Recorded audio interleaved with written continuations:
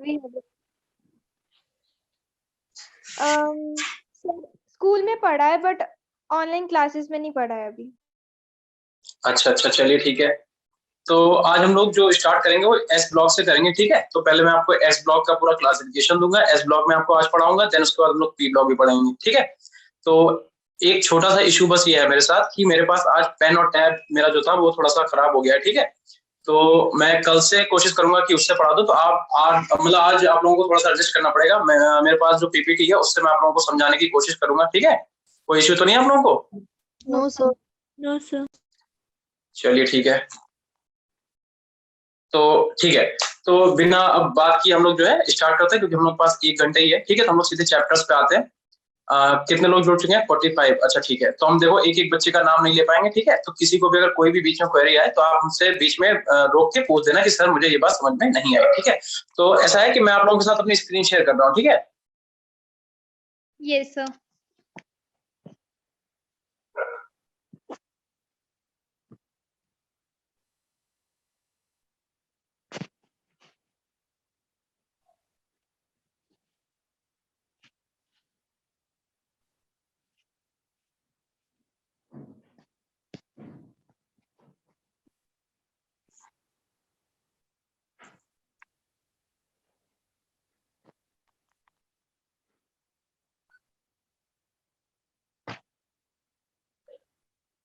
Yes, sir. Your screen is visible. Thank you बेटा। चलिए, तो चैप्टर स्टार्ट करने से पहले मैं आप लोगों के सामने एक बार पेरियोडिक टेबल जो है उससे आप लोगों को समझाता हूँ, ठीक है। क्या आप लोगों को पेरियोडिक टेबल दिख रही है सबको? Yes, sir. Yes. चलो ठीक है ठीक है ठीक है। अब हम आप लोगों को पहले बताते हैं पेरियोडिक टेबल के बारे में। तो देखिए, आप लोगों ने स्ट्रक्चर ऑफ एटम अगर पढ़ा रखा है तो आप लोगों को इतना तो पता ही चल चुका होगा कि मैटर क्या होता है, मॉलिक्यूल्स क्या होते हैं, एटम क्या होता है। क्या सबसे स्मॉलेस्ट यूनिट एटम है? Yes. Yes, sir. No, sir. तो बेटा बताओ सबसे स्मॉलेस्ट यूनिट अपने पास क्या होती है? Sir, atom. अच्छा एटम होती है, एटम से छोटा कुछ नहीं है अभी तक?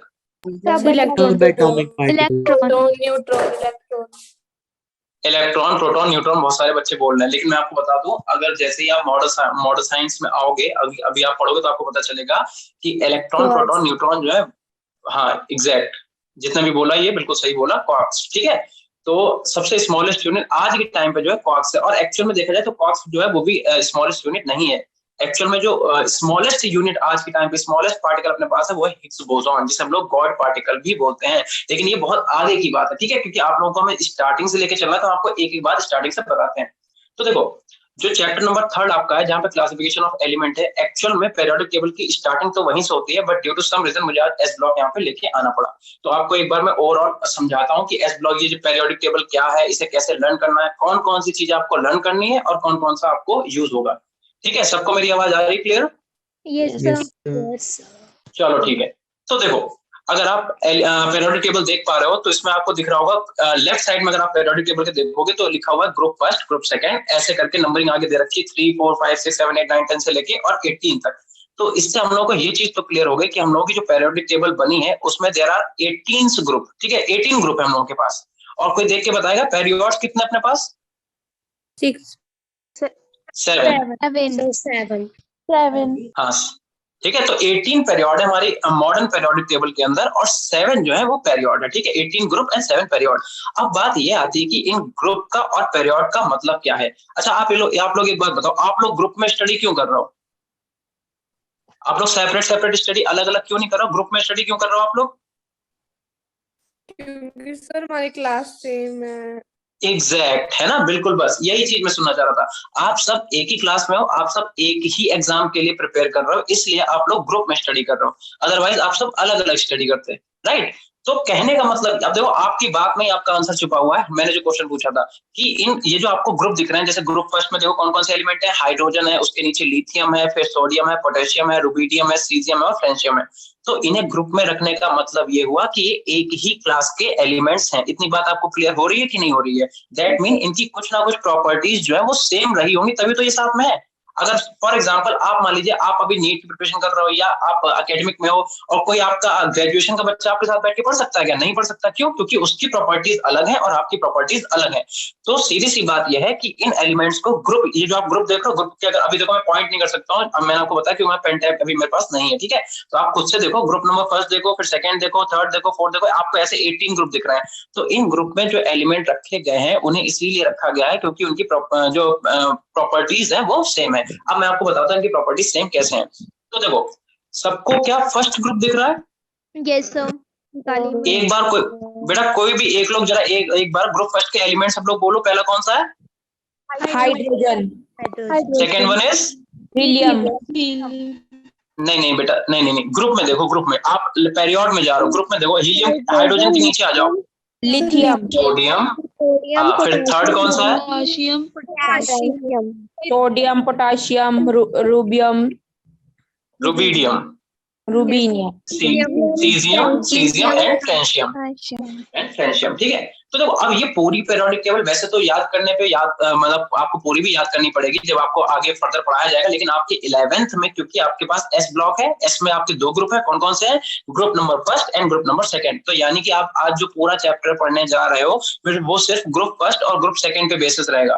ग्रुप फर्स्ट के एलिमेंट में फिर से एक बार बोल लो सब लोग, देखो, पहला है हाइड्रोजन, दूसरा है लिथियम, तीसरा है sodium, then potassium, rubidium, caesium and francium.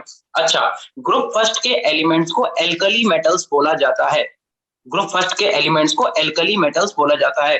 किसी भी बच्चे को एल्कली वर्ड का मीनिंग पता है क्या? बेसिक। एग्जैक्ट, बिल्कुल सही, ठीक है। एल्कली वर्ड का मीनिंग होता है बेसिक। दैट मीन कि जो फर्स्ट ग्रुप के आपके एलिमेंट हैं ये बेसिस के साथ, इनके जो ऑक्साइड, इनके जो हाइड्रोक्साइड होते हैं वो कैसे होते हैं? बेसेस होते हैं, ठीक है, बेस होते हैं, ठीक है। तो पहली बात तो ये हो गई कि ग्रुप फर्स्ट के जितने भी मेटल आपको दिख रहे हैं वो सबके सब क्या है? पहली बात तो एल्कली मेटल है। दूसरी बात, ग्रुप फर्स्ट में जितने भी एलिमेंट है वो सबके सब मेटल है। अच्छा, आपको पता है कि एलिमेंट जो होते हैं तीन टाइप के होते हैं, एक होते हैं मेटल, एक होते हैं नॉन मेटल और एक होता है मेटलॉइड। क्या कोई बता सकता है मेटल्स, नॉन मेटल्स और मेटलॉइड क्या क्या होते हैं? Yes sir. बताओ बेटा।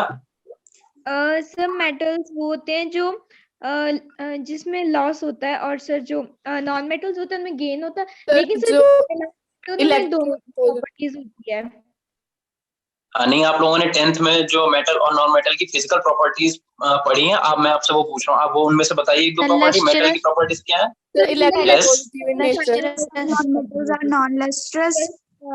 एग्जैक्ट,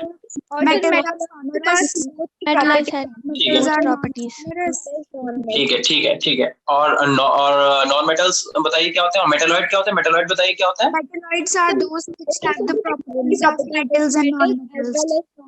बिल्कुल ठीक है। तो देखो, सीधी सी बात यह है, अभी मैंने आपसे पूछा कि आप लोग एक ही ग्रुप में स्टडी इसलिए कर रहे हो क्योंकि उसका रीजन ये है कि आप सब एक ही क्लास में पढ़ रहे हो, ठीक है। उसी प्रकार से मतलब उसी बेसिस पे ग्रुप फर्स्ट के जो एलिमेंट है तो इन्हें एक ही ग्रुप में रखने का रीजन ये है कि इन सबकी प्रॉपर्टीज जो है वो सेम है, ये सेम क्लास के। सेम क्लास में पहली चीज मैंने क्या बताई? पहली बात तो ये सारे के सारे मेटल है। फर्स्ट थिंग क्या हो गई कि सारे के सारे इनकी प्रॉपर्टीज अगर हम काउंट करेंगे तो पहली प्रॉपर्टी हो गई ये सबके सब क्या मेटल है, पहली बात, ठीक है। दूसरी बात ये सबके सब एल्कली मेटल है। एल्कली मतलब इनके जो बेसिस होंगे या कह दो आप इनके जो ऑक्साइड और हाइड्रोक्साइड होंगे वो बेसिस होंगे, ठीक है। थर्ड वन, अब देखो तीसरी चीज क्या आती है? अगर आप किसी को भी अभी तक इलेक्ट्रॉनिक कॉन्फिगरेशन निकालना आया, अगर आपने केमिकल बॉन्डिंग पढ़ा है तो आपको इलेक्ट्रॉनिक कॉन्फिगरेशन निकालना आता होगा, आता है आपको? तो बेटा मुझे आप लोग अपनी रफ कॉपी लेके बैठो और मुझे जरा बताओ सोडियम का इलेक्ट्रॉनिक कॉन्फिगरेशन क्या होता है अफवाहों के according? Neon 2s1 2s2 2p6 3s1 3s1, बिल्कुल सही। किसने बताया ये? बेटा नाम बताओ अपना। आरशी। ठीक है बेटा, देखो अगर आपने Na का, सोडियम का इलेक्ट्रॉनिक कॉन्फिगरेशन लिखा होगा, जिन बच्चों ने नहीं लिखा वो लोग अपनी कॉपी बेटा निकाल लो, क्योंकि आप देखो मैं आपको पूरी पेरियोडिक टेबल अभी के अभी याद करा दूंगा, अभी के अभी 1 घंटे के अंदर अंदर। और इसके अलावा भी हम लोग बहुत सारी चीजें आज ही पढ़ लेंगे। तो सबसे पहले आप लोग अपनी रफ कॉपी और पेन निकालो या पेंसिल, जिससे भी आपको करना है, और मेरे साथ जो मैं कह रहा हूँ वो करो। देखो आप हाइड्रोजन का जो इलेक्ट्रॉनिक कॉन्फिगरेशन लिखो तो हाइड्रोजन का इलेक्ट्रॉनिक कॉन्फिगरेशन कितना हो जाएगा? 1s1, क्योंकि हाइड्रोजन के पास कितने इलेक्ट्रॉन होते हैं? 1 इलेक्ट्रॉन, ठीक है। अच्छा, लिथियम के पास कोई बताएगा कितने कितने होते हैं इलेक्ट्रॉन? 3। उसमें लिखा हुआ भी है, उसमें लिखा हुआ भी आप पेरियोडिक टेबल से देख सकते हो। तो बेटा बताओ लिथियम का इलेक्ट्रॉनिक कॉन्फिगरेशन क्या हो जाएगा 1s2 2s1। 1 सिमिलरली अगर आप सोडियम का बनाओगे तो क्या हो जाएगा 1s2 2s2 2p6 and 3s1। ठीक है, आप अगर एक चीज देख पा रहे हो तो आउटर मोस्ट शेल को बताएगा। बताओ बेटा सोडियम की आउटर मोस्ट शेल क्या है? सर 1 इलेक्ट्रॉन आएंगे। 3s1। और लिथियम की आउटर मोस्ट शेल क्या है? 2s1 ठीक है, एक बार पोटेशियम का और सब लोग लिख के दिखाओ इलेक्ट्रॉनिक कॉन्फिगरेशन पोटेशियम का हमें और बताओ सब लोग। Argon 4s1. आर्गन 4s1 बिल्कुल सही। ठीक है, अब जरा आप लोग एक चीज देखो, जितने भी मेटल का अभी तक हम लोगों ने इलेक्ट्रॉनिक कॉन्फिगरेशन लिखा है, ठीक है, इन सब के आउटर मोस्ट शेल में अगर आप देख पा रहे हो तो एक एक इलेक्ट्रॉन आ रहा है। देखो हाइड्रोजन में 1s1, लिथियम में 2s1, सोडियम में 3s1 और पोटेशियम में कितना आ रहा है 4s1। दैट मीन एक चीज यहां से क्लियर हो गई कि जितने भी ग्रुप फर्स्ट के एलिमेंट हैं इनके आउटर मोस्ट शेल में कितने कितने इलेक्ट्रॉन आ रहे हैं 1 1 इलेक्ट्रॉन आ रहा है। तो देखो एक ये भी प्रॉपर्टी यहां से हमें पता चल गई। ठीक है, कि पहली बात क्या है कि दे आर, ये सबके सब क्या मेटल है। दूसरी बात ये एल्कली मेटल है। तीसरी बात इन सबके आउटर मोस्ट शेल में एक ही इलेक्ट्रॉन आ रहा है, तो उससे भी इनकी प्रॉपर्टी क्या होगी सेम होगी, इन सबके आउटर मोस्ट शेल में एक एक इलेक्ट्रॉन है। अच्छा बॉयज नहीं है क्या? बॉयज की आवाज नहीं आ रही मुझे, आप लोग क्यों नहीं बोल रहे हो? अच्छा हो तो ठीक है बेटा, अब मैं जो पूछूं बोलते रहना। ठीक है, एंजॉय लेके पढ़ो, कोई भी मतलब बोर होने की जरूरत नहीं है। देखो और कल से हो सकता है तो मैं आपको पेन पैड पे पढ़ाऊंगा। ठीक है, देखो मेरी बात सुनो। पहली प्रॉपर्टी मैंने क्या बताई? पहली प्रॉपर्टी क्या बताई? आती है फिर मेरे को अच्छा लगता है। मेटल्स। हाँ सारे के सारे मेटल्स हैं। दूसरी बात ये एल्कली मेटल है। तीसरी बात इन सबके आउटर मोस्ट शेल में कितना आ रहा है एक इलेक्ट्रॉन आ रहा है। अब कोई एक बॉय बोलेगा, ठीक है, कोई भी एक लड़का जो है वो बोलेगा मैं जो पूछ रहा हूँ वो बताओ बेटा, एस ब्लॉक के एलिमेंट को एस ब्लॉक का एलिमेंट ही क्यों कहा जा रहा है? क्योंकि इसकी आउटर मोस्ट जो शेल है वो एस। बिल्कुल सही। ठीक है, देखो इससे एक चीज क्लियर हो गई कि एस ब्लॉक के एलिमेंट को एस ब्लॉक का एलिमेंट इसलिए बोला जा रहा है कि इनका जो लास्ट इलेक्ट्रॉन है वो एस ऑर्बिटल में आ रहा है। राइट, देखो आप देख के देखो सारे हम लोगों ने ड्रॉ किए हैं, तो इन्हें एस ब्लॉक के एलिमेंट को एस ब्लॉक का एलिमेंट इसलिए बोला जा रहा है कि इनके आउटर मोस्ट शेल के इलेक्ट्रॉन किसमें आ रहा है एस में आ रहा है। अच्छा जरा सब लोग एक काम करो, पोटेशियम का सबने इलेक्ट्रॉनिक कॉन्फिगरेशन बनाया है? किस बच्चे ने नहीं बनाया बता दो मुझे, जिस बच्चे ने नहीं बनाया वो भी बनाओ जल्दी से। पोटेशियम का सब लोग एक इलेक्ट्रॉनिक कॉन्फिगरेशन बनाओ, फिर मैं आपको इससे कई सारी चीजें बताता हूँ। लिखो जल्दी से 1s2 देखो मैं चेक करो, मैं जो बोल रहा हूँ चेक करो, सबका वही है 1s2 2s2 2p6 3s2 3p6 and 4s1। Right, yes sir. अब मेरी बात सुनो, अब मेरी बात सुनो जरा सब लोग। इसका क्या जो फोर्थ लास्ट इसका सेल है, लास्ट सेल को लिखो 4s1। देखो सब लोग 4s1 सबने देखा? Yes sir. Outer most electron इसका 4s1 में है। अब जरा आप देखो इसके आउटर मोस्ट शेल में कितने इलेक्ट्रॉन है? 1 तो 1 इलेक्ट्रॉन, इसीलिए इसे बेटा ग्रुप फर्स्ट में रखा गया क्योंकि इसके आउटर मोस्ट शेल में एक इलेक्ट्रॉन है। ठीक है, अगर आपसे कोई पूछे कि बताओ हाइड्रोजन लिथियम सोडियम या फिर फर्स्ट ग्रुप के जितने भी मेटल हैं इन्हें ग्रुप फर्स्ट में क्यों रखा गया, सेकंड में भी तो रख सकते थे, तो उसका आंसर क्या होगा कि इन्हें ग्रुप फर्स्ट में इसलिए रखा गया है कि क्योंकि इन सब के आउटर मोस्ट शेल में एक एक इलेक्ट्रॉन है। तो देखो 1 से हमें क्या पता चला, 1 देख के हमें ये पता चल गया कि हाँ इसे ग्रुप फर्स्ट में इसलिए रखा गया क्योंकि इसके आउटर मोस्ट शेल में एक इलेक्ट्रॉन है। अच्छा दूसरी बात, अब आ जाओ एस से। एस से क्या पता चल रहा है कि कौन से ग्रुप का एलिमेंट है? एस ब्लॉक, एस ब्लॉक का। एस तुम्हें बता रहा है ब्लॉक, एस आपको बता रहा है ब्लॉक। ठीक है, अब आ जाओ 4 पे। 4 आपको क्या बता रहा है देख के बताओ? शेल। तो पीरियड पीरियड शेल एक ही बात है। ठीक है, या तो पीरियड बोलो या शेल बोलो, एक ही बात है। तो हम एक चीज समझ गए कि अगर हम किसी भी एलिमेंट का आउटर मोस्ट अगर हम कॉन्फ़िगरेशन देखें तो उससे हमें कई सारी चीजें पता चल जाएंगी। जैसे हमने 4s1 देखा तो 4s1 देख के हमें ये पता चला कि 4 हमें क्या बता रहा है पीरियड। फोर्थ पीरियड में देखो जरा पीरियोडिक टेबल में फोर्थ पीरियड पे आ जाओ, आ गए? Yes sir. अब उसके बाद हमें क्या पता चला, एस से हमें पता चला एस ब्लॉक, तो एस ब्लॉक में आ जाओ, एस ब्लॉक में हम लोग आ गए। ठीक है, एस ब्लॉक में फोर्थ पीरियड पे जाओ और हमें पता है ग्रुप फर्स्ट में देखो, तो ग्रुप फर्स्ट में फोर्थ पीरियड पे जाके एस ब्लॉक को देखो कौन सा आपका एलिमेंट दिख रहा है वहां पे? पोटेशियम। फिर से सुनो मेरी बात, फिर से सुनो। हमने क्या बोला कि आप एस ब्लॉक में फोर्थ पीरियड पे जहाँ पे 4 नंबर बना हुआ फोर्थ पीरियड में जाओ और वहां पे फर्स्ट ग्रुप देखो, तो फर्स्ट ग्रुप में आप चौथे नंबर पे जब जाओगे तो आपको पोटेशियम वहां पे रखा हुआ मिलेगा जिसका एटॉमिक नंबर है 19। दैट मीन हम किसी भी एलिमेंट का आउटर मोस्ट इलेक्ट्रॉनिक कॉन्फिगरेशन देख के हम उसकी पोजीशन पेरियोडिक टेबल में बता सकते हैं, ठीक है, कि वो कहाँ पे रखा होगा। तो ये तो बात हो गई कि हम लोग कैसे पहचानेंगे कि हमें क्या क्या दिया हुआ है, ठीक है। अच्छा, दूसरी बात, अब बात आती है इन्हें याद करने की। तो बताओ कितने लोगों को पेरियोडिक टेबल रटी हुई है, कितने बच्चों को आती है, कितने बच्चों को नहीं आती है? किसी को आती है पेरियोडिक टेबल पूरी? थोड़ी थोड़ी। Yes, sir. अच्छा, तो बेटा बताओ कैसे याद किया आपने एस ब्लॉक, और एस ब्लॉक मुझे सुनाओ कैसे याद किया आपने एस ब्लॉक? सर हेलिना के रब से फरियाद। एग्जैक्ट, ठीक है। देखो हम आपको एक बात बताते हैं बेटा, चाहे कितना भी बड़ा आपको प्रोफेसर पढ़ा रहा है या आप एज अ स्टूडेंट हो, उसने भी ये पेरियोडिक टेबल इसी तरीके से याद रखी है, ठीक है, क्योंकि ऐसा ऐसा मतलब ये पॉसिबल नहीं कि 118 एलिमेंट हम इस तरीके से याद करें, तो हमें कुछ ना कुछ ट्रिक बना के इन्हें याद रखना होता है, ठीक है। तो मैं आपको पहले ट्रिक बताता हूँ। ट्रिक से हम क्या करते हैं, मैं आपको एस ब्लॉक, पी ब्लॉक इन्हें अभी याद करवाते हैं, क्योंकि हमारा अभी चैप्टर जो पढ़ाने हम लोगों को जो पढ़ना है वो है एस ब्लॉक और पी ब्लॉक। तो पहले हम एस ब्लॉक और पी ब्लॉक के आपको एलिमेंट याद करवाते हैं, उसके बाद हम क्या करेंगे, इनकी प्रॉपर्टीज देखेंगे, इनका इनर्ट पेयर इफेक्ट देखेंगे, इनकी ऑक्सीडेशन स्टेट, इनकी आयनाइजेशन एंथैल्पी, सब एक एक करके देखेंगे, ठीक है।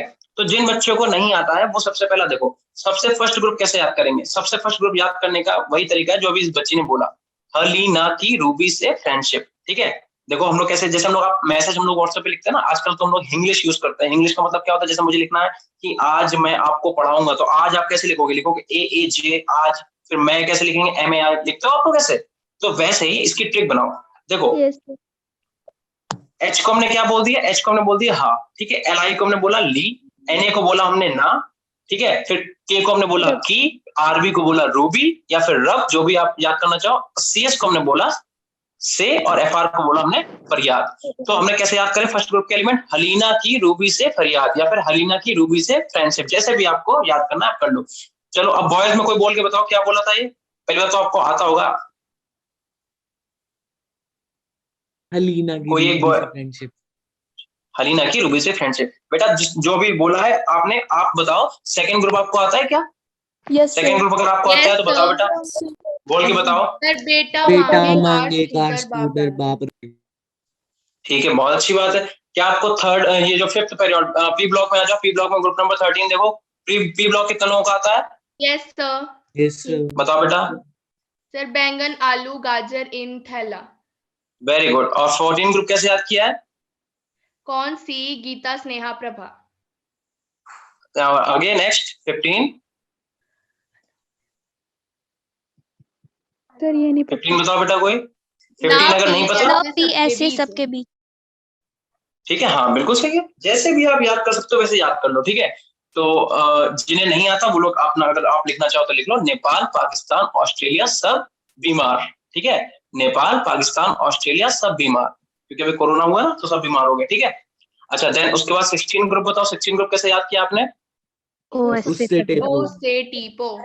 बिल्कुल सही है। देन उसके बाद फ्लोरीन, फ्लोरीन इसे कैसे याद किया आपने? 17 ग्रुप को, फिर कल बाहर आई आंटी, ठीक है, कैसे भी याद कर सकते हो। चलो ठीक है, तो आपने इसका मतलब भी पढ़ रखा है, ठीक है। देखो हम आज आपको पहली क्लास करें, इसलिए मैं ये जानना चाह रहा हूँ कि आपको कितना आता है, इसीलिए हम बेसिक से स्टार्ट कर रहे हैं कि अगर आपको कोई ऐसी चीज अगर नहीं आती तो आपको बता दूं, ठीक है। चलो अच्छा, तो आप बताओ अगर आपको पेरियोडिक टेबल में और कौन सा आपको ब्लॉक, डी ब्लॉक आते हैं आपको? किसी को डी ब्लॉक आता है क्या? No sir. No, sir. तो देखो वैसे मैं आपको बताना चाहूँ तो बता सकता हूँ, लेकिन अभी हम डी ब्लॉक क्योंकि नहीं पढ़ रहे हैं तो हम ज्यादा डीप में नहीं जाएंगे, आपको हम बस एक थ्योरेटिकली समझा देते हैं। जैसे आप लोगों ने एस ब्लॉक और पी ब्लॉक याद रखा है, ऐसे ही डी ब्लॉक भी आप याद कर सकते हो, और हम लोग आगे करेंगे भी जब आप 12th में आ जाओगे, ठीक है। तो देखो ग्रुप नंबर 3 में आ जाओ सब लोग। ग्रुप नंबर 3 दिखा, कहाँ से स्टार्ट हो रहा है ग्रुप नंबर 3 बताना जरा।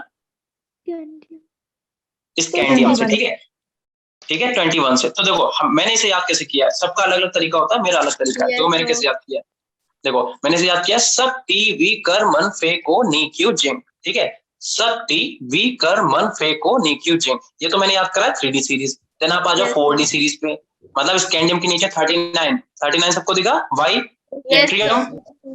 इसे देखो याद करने का मैंने हमने क्या तरीका बनाया, हमने इसे याद करने का तरीका बनाया, यारी जरा निभाना मौत तक रुकावटें राह में पड़े अगर कोई, ठीक है। यारी मतलब वाई, जरा मतलब जेडा, ठीक है, निभाना मतलब NB, मौत मतलब MO, तक मतलब TC, रुकावटें मतलब RU, राह मतलब RH, पड़े मतलब PD, अगर मतलब AG, और कोई मतलब CD। यानी कि यारी जरा निभाना मौत तक रुकावटें राह में पड़े अगर कोई, शायरी टाइप की हो गई, बट क्या कर सकते हैं ना, इतने एलिमेंट याद करने का यही तरीका है। अच्छा देखो, तो स्कैंडियम वाला हो गया सब, टीबी, कार्बन, फेकोन, इक्विजिंग। देन उसके बाद 39 वाले पे आ जाओ, यानी कि जो फिफ्थ पेरियड। सब लोग देखो, यारी जरा निभाना मौत तक, रुकावटें राह में पड़े अगर कोई। देन उसके बाद अगर आप 16 वाला भी याद, वैसे आपको ये याद करने की जरूरत होती नहीं, बट फिर भी अगर आप पढ़ रहे हो तो याद कर लो तो ज्यादा अच्छी बात है। अगर आप उसके बाद 6th पीरियड में आओगे तो देखो इसे याद करने का तरीका क्या, मैंने कैसे याद किया। ला हफ्ता वरना रियाज, इधर पिटाई और होगी। मान लो रियाज नाम का कोई एक बंदा है और वो हफ्ता, जैसे मूवी में दिखा था हफ्ता वसूलने गया, वैसे हफ्ता वसूलने गया, ठीक है। तो क्या कह रहा है, या कह लो आप गए हो और रियाज से आप मांग रहे हो, तो कह रहा हो ला हफ्ता वरना रियाज, इधर पिटाई और होगी। ला हफ्ता, ला मतलब एले लेंथनम, हफ्ता मतलब HF TA हफ्ता, वरना मतलब W टंगस्टन, रियाज REOS, इधर IR पिटाई मतलब प्लेटिनम, AU मतलब गोल्ड, HG मतलब मरकरी। तो फिलहाल तो आपको याद करने की तरीके मतलब कुछ जरूरत है नहीं, जस्ट हमने आपको ये एक दिया है, ठीक है, एग्जांपल।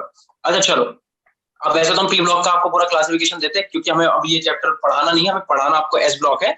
तो क्या करते हैं कि अब एस ब्लॉक का सीधे हम लोग चैप्टर से चालू करते हैं, क्योंकि मुझे ऐसा लग रहा है कि आप लोगों को बेसिक चीजें सारी आती हैं। Am I right? Yes, sir. तो फिर चैप्टर की तरफ चले हम लोग। Yes, sir. अगर पेरियोडिक टेबल में किसी को एस और पी ब्लॉक में कोई दिक्कत अगर आ रही है तो मुझसे आप पूछ लो अभी, नहीं तो फिर मैं सीधे चैप्टर से, क्योंकि फिर देखो एकदम से क्वेश्चन लगने लगेंगे, फिर आप कहोगे एकदम से कहाँ आ गए हम लोग, ठीक है। मैं कोशिश करूंगा कि आपको बेसिक लेवल से ले चलो, बट फिर भी आप एक बार देख लो, बताओ मुझे। क्या मैं स्लाइड चेंज करूं? Yes, sir. चलो ठीक है, अब बहुत ध्यान से देखना, ठीक है, अब बहुत ध्यान से देखना। चलो इसे जूम करते हैं।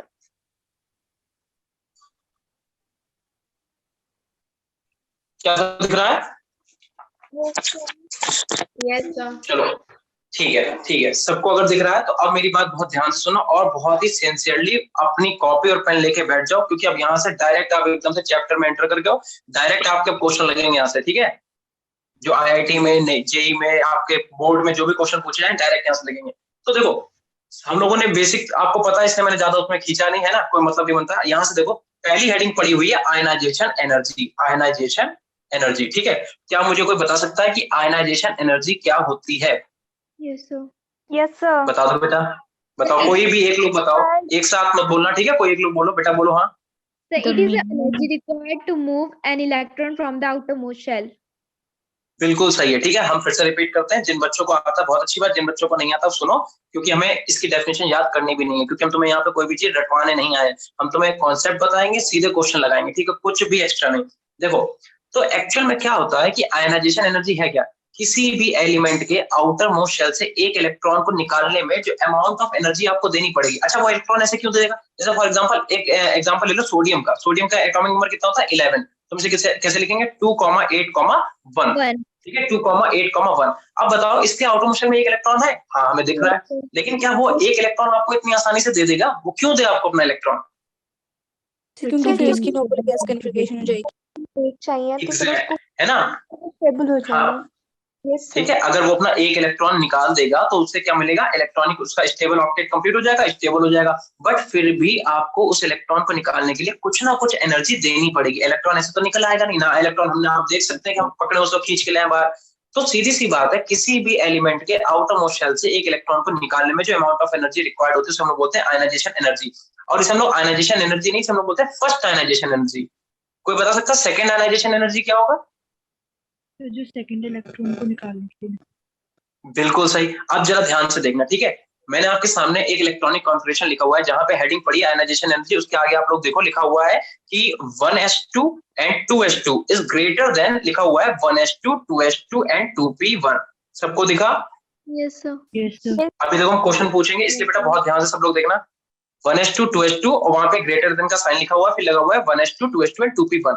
अब मेरी बात सुनो, जिन भी एलिमेंट का इलेक्ट्रॉनिक कॉन्फिगरेशन 1s2 और 2s2 होगा वहां से इलेक्ट्रॉन निकालना थोड़ा टफ होगा एज कंपेयर टू जहां पे 1s2 2s2 और 2p1 होगा, ठीक है। अब जरा आप लोग मेरे साथ कॉपी लेके बैठो और कॉपी में लिथियम से लेके और फ्लोरीन तक के जैसे मैंने इलेक्ट्रॉनिक कॉन्फिगरेशन लिखे हैं वो सब लिखो, जल्दी से लिखो फटाफट। लिथियम का लिखो, फिर बेरिलियम का लिखो, फिर बोरॉन का लिखो, कार्बन, नाइट्रोजन, ऑक्सीजन, फॉस्फोरस, सब लोग लिखो जल्दी से।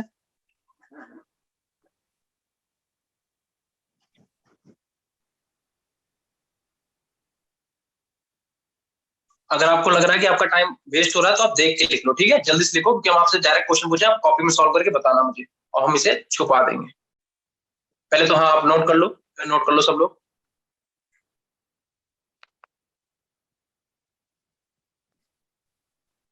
डन।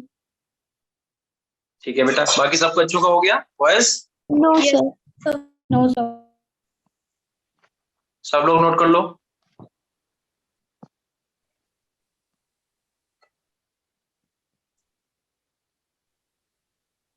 बॉयज नहीं बोल रहे हैं, क्या हुआ? तुम लोगों को मेरी आवाज नहीं आ रही है? सर आ रही है। अरे तो तुम बोल क्यों नहीं रहे हो? तुम्हें क्या दिक्कत है? बच्चे लड़कियां सब बता रही हैं, तुम लोग पीछे रह जाओगे क्या? डन। ठीक है बेटा। कितने बॉयज हैं बैच में? ठीक है, चलो ठीक है। अब मेरी बात सुनो, हम इसे क्या करते हैं, हाइड कर रहे हैं। ठीक है, हमने इसे छुपा दिया। ठीक, और ऐसा करते हैं, इसे भी छुपा ही देते हैं, इसे जूम कर देते हैं। चलो अब मुझे बताओ, जिससे हम पूछेंगे वो बताएगा। वैसे तो हमें नाम पता ही नहीं है, हाँ हम पूछेंगे कैसे, चलो कोई बात नहीं, 1-2 दिन में नाम भी याद हो जाएंगे। अब बताओ मुझे, सबसे पहले आपने कौन सा इलेक्ट्रॉनिक कॉम्बिनेशन लिखा? लिथियम का और बेरिलियम का। तो मुझे बताओ, लिथियम में और बेरिलियम में फर्स्ट आयनाइजेशन एनर्जी किसकी ज्यादा होगी? जल्दी बताओ। लिथियम। Sir lithium. लिथियम और बेरिलियम में बताओ कि ठीक है, जिन लोगों ने बेरिलियम बोला है, क्या मुझे बताओ बेरिलियम की क्यों ज्यादा होगी? क्योंकि सर बेरिलियम के s ऑर्बिटल में 2 इलेक्ट्रॉन्स कंप्लीट है। बेरिलियम के s ऑर्बिटल में 2 इलेक्ट्रॉन कंप्लीट है। और ऊपर मैंने लिखवाया क्या? आयनाइजेशन एनर्जी की। आप सामने देखो मैंने क्या लिखवाया है, 1s2 और 2s2 इज ग्रेटर देन होगा 1s2 2s2 2 पीपल। मतलब इसका ग्रेटर देन का मतलब ये हुआ कि जिनका इलेक्ट्रॉनिक कॉन्फिगरेशन 1s2 और 2s2 होगा, उनकी आयनाइजेशन एनर्जी ज्यादा होगी, वहां से आप इलेक्ट्रॉन इजीली नहीं निकाल पाओगे। और जहां पे 1s2 2s2 और 2p1 होगा, वहां से आप इलेक्ट्रॉन इजीली निकाल लोगे। ठीक है, अच्छा अब बेरिलियम, अब आगे बताना। ठीक है, आपने बता दिया लिथियम और बेरिलियम का, मुझे बता दिया। ठीक है, अब बताओ बोरॉन का। बताओ बोरॉन में बेरिलियम में किसकी ज्यादा होगी फर्स्ट आयनाइजेशन एनर्जी? बेरिलियम। क्या सबको मेरी बात समझ में आ रही है? बेरिलियम की क्यों ज्यादा होगी? क्या कोई बता सकता है बेरिलियम की क्यों ज्यादा होगी? सर क्योंकि क्योंकि देखो आपको, p ऑर्बिटल ऐड हो। देखो पहले आप लोग ये मेरी बात सुनो, हम आपको एक बात बताते हैं। देखो आपको पता होगा कि कभी भी अगर कोई भी एलिमेंट अपनी हाफ फील्ड की स्टेट में या फिर फुल फील्ड की स्टेट में, तो वो मोस्ट स्टेबल कॉन्फ़िगरेशन माना जाता है। ठीक है, अब पहले तो आप ये समझ लो हाफ फील्ड क्या होता है, फुल फील्ड क्या होता है। जैसे मान लो पी ऑर्बिटल। अच्छा एक क्वेश्चन पूछते हैं, चलो क्या कहते हैं, ये आया हुआ भी है आपके एग्जाम में। मुझे बताओ कि जो पी ऑर्बिटल होता है उसमें मैक्सिमम कितने इलेक्ट्रॉन भर सकते हैं? 6। बॉयज बताओ बेटा। 6। गलत, सबका गलत आंसर है। कितने? 3। सर 3 नहीं बेटा, 3 भी नहीं होगा। मेरा क्वेश्चन फिर से सुनो मेरा, हम जो बोल रहे हैं उस बात को पकड़ो। हम आपसे पूछ रहे हैं कि पी ऑर्बिटल में मैक्सिमम कितने इलेक्ट्रॉन फिल कर सकते हैं। अब बताओ आंसर कितना होगा? 2। राइट। अब समझ में आया? देखो बेटा मेरी बात सुनो, अगर आपसे पूछा जाए कि पी सबशेल में कितने इलेक्ट्रॉन भर सकते हैं, तब आप बोलोगे 6। ठीक है, अगर आपसे बोला जाए कि पी सबशेल में मैक्सिमम कितने इलेक्ट्रॉन फिल किए जा सकते हैं, तब आप 6 बोलोगे। क्योंकि सबशेल क्या होता है? सबशेल होता है px, py एंड pz। अगर आपको पता होगा कि पी सबशेल में 3 ऑर्बिटल होते हैं। ठीक है, एक पहला ऑर्बिटल कौन सा होता है? px, दूसरा होता है py, तीसरा होता है pz। मेरी बात समझ में आ रही है? तो अगर आपसे कहा जाए कि पी सबशेल में कितने इलेक्ट्रॉन भर सकते हैं, तब आपका आंसर होना चाहिए 6। लेकिन मैंने आपसे क्या पूछा? मैंने कहा पी ऑर्बिटल में। ठीक है, तो ऑर्बिटल चाहे एफ का हो, चाहे डी का हो या एस का हो, एक ऑर्बिटल में मैक्सिमम इलेक्ट्रॉन 2 ही आ सकते हैं। ठीक है, एक ऑर्बिटल में आप हुंड और पाउली के अकॉर्डिंग अगर भरोगे तो एक ऑर्बिटल में आप सिर्फ 2 ही इलेक्ट्रॉन भर सकते हो। ठीक है, अब बताना जरा। तो चलो बताओ डी सबशेल में कितने मैक्सिमम इलेक्ट्रॉन भर सकते हैं? 10। डी सबशेल में। मेरा क्वेश्चन पूरा आप देखो है, इसीलिए मैं कह रहा हूँ कि मेरी क्वेश्चन जो हम बोल रहे हैं आपसे वो आप पहले कायदे से सुनो। ठीक है, मैं पूछ रहा हूँ डी सबशेल में मैक्सिमम इलेक्ट्रॉन कितने भर सकते हैं? 10। अगर हम तुमसे कहें कि डी ऑर्बिटल में बताओ, डी ऑर्बिटल मैक्सिमम इलेक्ट्रॉन कितने भर सकते हैं? 2। एग्जैक्ट। अगर हम तुमसे कहें बताओ एफ ऑर्बिटल में कितने इलेक्ट्रॉन भर सकते हैं, आंसर क्या होगा? 2। और अगर हम तुमसे कहें कि f सब शेल में कितने इलेक्ट्रॉन बढ़ सकते हैं, तब आपका आंसर क्या होगा? 14. 14। अब मेरी बात क्लियर हुई तुम लोगों को? Yes, sir. ठीक है, अब मुझे बताओ कि अगर हम तुमसे कह रहे हैं कि p ऑर्बिटल हाफ फिल्ड है, तो हाफ फिल्ड में p ऑर्बिटल में मैक्सिमम कितने इलेक्ट्रॉन होंगे? 1. हाँ, एक ऑर्बिटल में। और अगर हम कहें p सबशेल में बताओ हाफ फील्ड में कितने मैक्सिमम इलेक्ट्रॉन होंगे, तो कितना होगा? 3. 3। और फुल फील्ड में p सबशेल में कितने इलेक्ट्रॉन होंगे? 6। तो अब मेरी बात कायदे से सुनना, ठीक है? देखो, जब भी एलिमेंट के आउटर शेल उसकी या तो हाफ फील्ड हो या फुल फील्ड हो, तब उसे मोस्ट स्टेबल फॉर्म माना जाता है, ठीक है? तो जरा आप मेरा कॉन्फ़िगरेशन देखो, जो मैंने आयनाइजेशन एनर्जी के आगे लिखा हुआ है 1s2 एंड 2s2, और उधर क्या लिखा हुआ है 1s2 2s2 2p1। तो p में कितना? एक इलेक्ट्रॉन है, पूरे p सबशेल में एक इलेक्ट्रॉन है, और जबकि s कैसा है? कंप्लीटली फील्ड है। s में दो आ सकता है, 2 भरे हुए हैं, देखो दिखा सबको? Yes, sir. इसीलिए लिखा हुआ है कि 1s2 2s2 जो है वो ग्रेटर देन होगा 1s2 2s2 2p1 के। दैट मीन कि 1s2 2s2 जिसका भी इलेक्ट्रॉनिक कॉन्फिगरेशन होगा, वहां से आयनाइजेशन एनर्जी, मतलब वहां से इलेक्ट्रॉन निकालना टफ होगा। अब आपने जो इलेक्ट्रॉनिक कॉन्फिगरेशन लिखा है उसे देखो। आप लोगों ने लिथियम का इलेक्ट्रॉनिक कॉन्फिगरेशन क्या लिखा? 1s2 2s2, sorry 2s1। Beryllium का लिखा 1s2 2s2, ऐसे आपने लिखा 2p1 2p2 2p3 2p4 2p5। अच्छा, आप देखो जरा, अब जो देखो मैंने आयनाइजेशन एनर्जी के नेक्स्ट नीचे आप देखो लिखा हुआ IE1। IE1 का मतलब क्या होगा? First ionisation energy. तो देखो सबसे ज्यादा देखो लिथियम और बेरिलियम में किसकी ज्यादा है?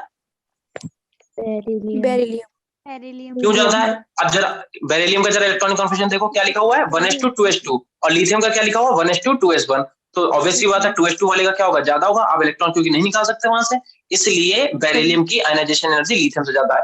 अब जरा ये देखना, बेरिलियम और बोरॉन में जरा देखते हैं हम लोग। बेरिलियम का इलेक्ट्रॉनिक कॉन्फिगरेशन चेक करो कितना? 1s2 2s2, और बोरॉन का देखो 1s2 2s2 2p1। तो बताओ बेरिलियम और बोरॉन, अब जो लोग बता रहे थे कि बोरॉन का ज्यादा होगा, वो देख के बताओ बेरिलियम में और बोरॉन में अब किसका ज्यादा होगा? बेरिलियम। बेरिलियम का। क्योंकि बेरिलियम के आउटरमोस्ट शेल में 1s2 2s2 है, और बोरॉन में क्या? 1s2 2s2 और 2p1 है।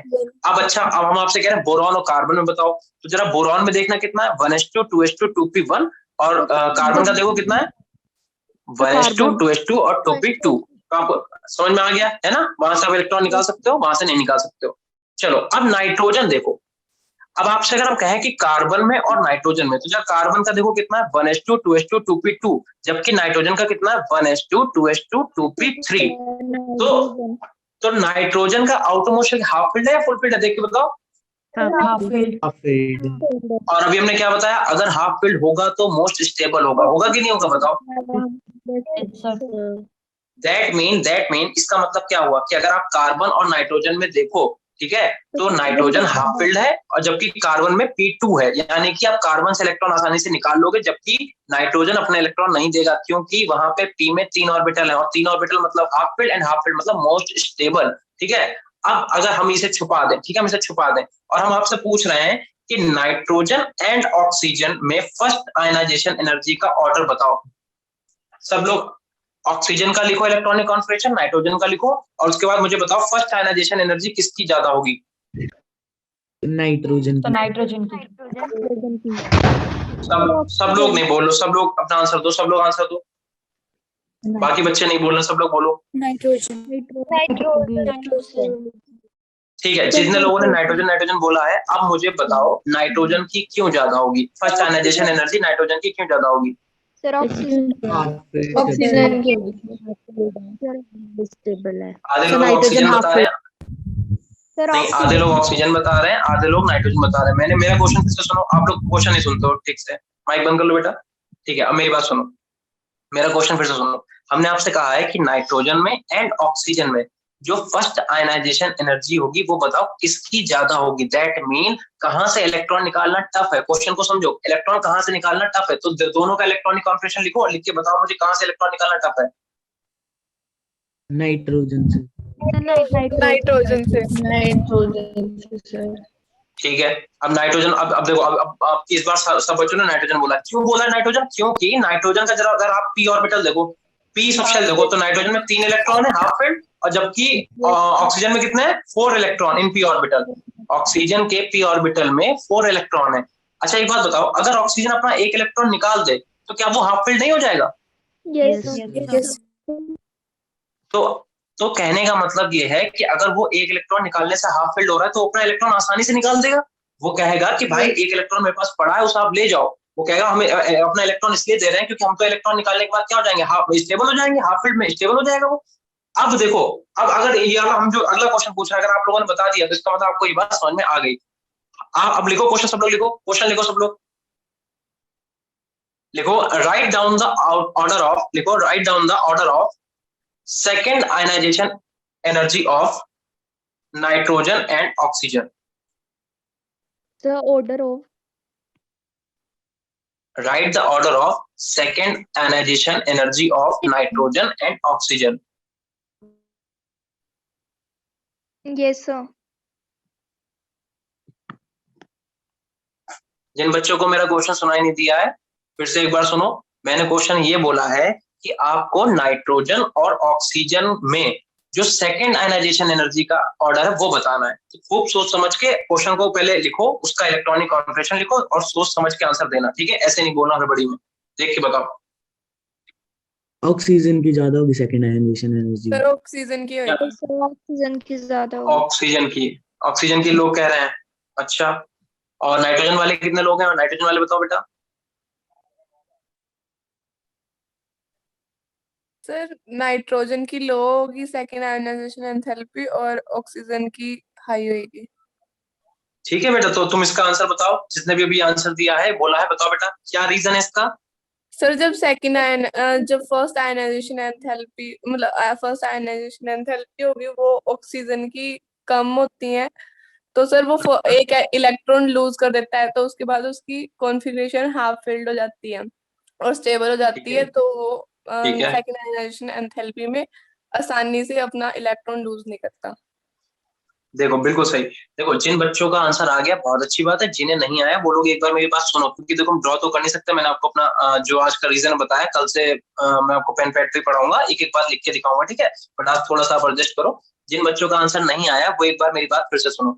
देखो जब हम लोग फर्स्ट आयनाइजेशन एनर्जी कैलकुलेट कर रहे थे तब जरा नाइट्रोजन का सब लोग अपना इलेक्ट्रॉनिक कॉन्फिगरेशन देखो क्या लिखा था। आप लोगों ने लिखा था 1s2 2s2 एंड 2p3, ये था नाइट्रोजन का इलेक्ट्रॉनिक कॉन्फिगरेशन, ठीक है?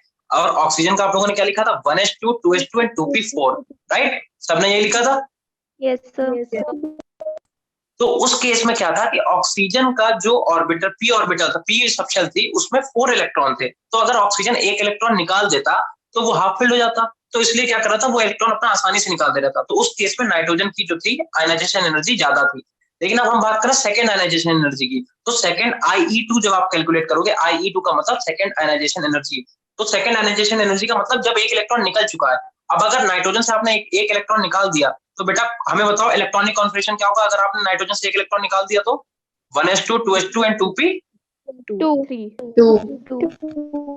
नहीं आएगा बेटा। फिर से देखो, जितने भी 3 बोला फिर से मेरी बात सुनो। हम कह रहे हैं कि आपने एक सेकेंड आयनाइजेशन एनर्जी का मतलब क्या होता है, जब आपने एक इलेक्ट्रॉन वहां से निकाल लिया है। अब अगर आप नाइट्रोजन से एक इलेक्ट्रॉन निकाल चुके हो, दैट मीन कि 1s2 2s2 2p3 तो उसका पहले ही से था, लेकिन हम कह रहे हैं हमने एक इलेक्ट्रॉन निकाल लिया। जब आप एक इलेक्ट्रॉन निकाल दोगे तो और इलेक्ट्रॉन कहां से निकलेगा? पी ऑर्बिटल से ही तो निकलेगा। तो एक इलेक्ट्रॉन पी से निकल गया तो 1s2 2s2 2p2 बचा। पहले 3 इलेक्ट्रॉन थे, एक इलेक्ट्रॉन निकाल लिया। ऐसे ही जब आप ऑक्सीजन का लिखोगे तो अब हम जिससे पूछेंगे, लेकिन हमें नाम ही नहीं पता है, चलो कोई बात नहीं, हो जाएगा। बताओ कि जो आपका ऑक्सीजन है, तो ऑक्सीजन में बताओ मुझे कि जब आपने एक इलेक्ट्रॉन निकाल लिया तो उसका इलेक्ट्रॉनिक कॉन्फिगरेशन क्या हुआ? बोलो जल्दी से। 1s2 2s2 2p3 2p3, right? अब जरा देखो, अभी मैंने आपको क्या बताया कि जो भी ऑर्बिटल, जो भी एलिमेंट अपनी हाफ फील्ड या फुल फील्ड की फॉर्म में रहेगा वो ज्यादा स्टेबल होगा।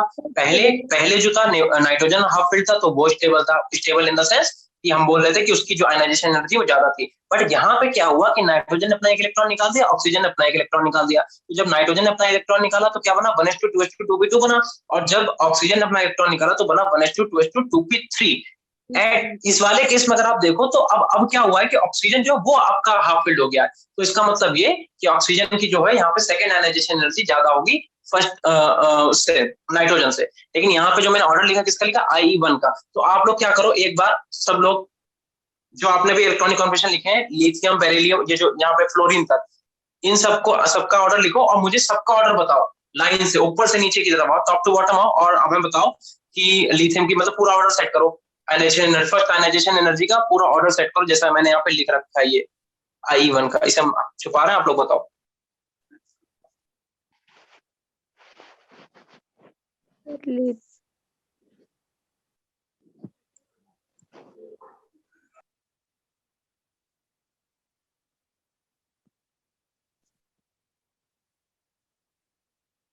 आराम से आप लोग पहले पूरा इलेक्ट्रॉनिक कॉन्फ़िगरेशन आप लोग लिख रखा है, इलेक्ट्रॉनिक कॉन्फ़िगरेशन आप उसे देखो और मुझे बताओ टॉप टू बॉटम, यानी कि लिथियम, फिर beryllium, boron, carbon, nitrogen, oxygen, fluorine, इसमें आप बताओ ऑर्डर बताओ कि सबसे ज्यादा स्टार्टिंग से बताओ एंड तक। चलो एक एक करके पूछते हैं। हाँ, तो लिथियम और बेरिलियम में ionisation energy, first ionisation energy किसकी ज्यादा होगी? बेरिलियम। ठीक है, बेरिलियम में और बोरॉन में किसकी ज्यादा होगी? बेरिलियम। बोरॉन और कार्बन में किसकी ज्यादा होगी? कार्बन। कार्बन में और नाइट्रोजन में किसकी ज्यादा होगी? नाइट्रोजन और ऑक्सीजन में किसकी ज्यादा होगी, जल्दी बताओ। नाइट्रोजन। और ऑक्सीजन और फ्लोरीन में किसकी ज्यादा होगी? फ्लोरीन की। ठीक है, चेक करो सब लोग अपना ऑर्डर चेक करो, I1 का ऑर्डर चेक करो, देखो यही लिखा है सबने, जो यहाँ पे मैंने लिख के उसे अंडरलाइन करा ब्लू कलर से, देखो। चलो ठीक है, ठीक है, तो आई होप कि तुम लोगों को आयनाइजेशन एनर्जी का जो ऑर्डर है वो निकालना आ गया।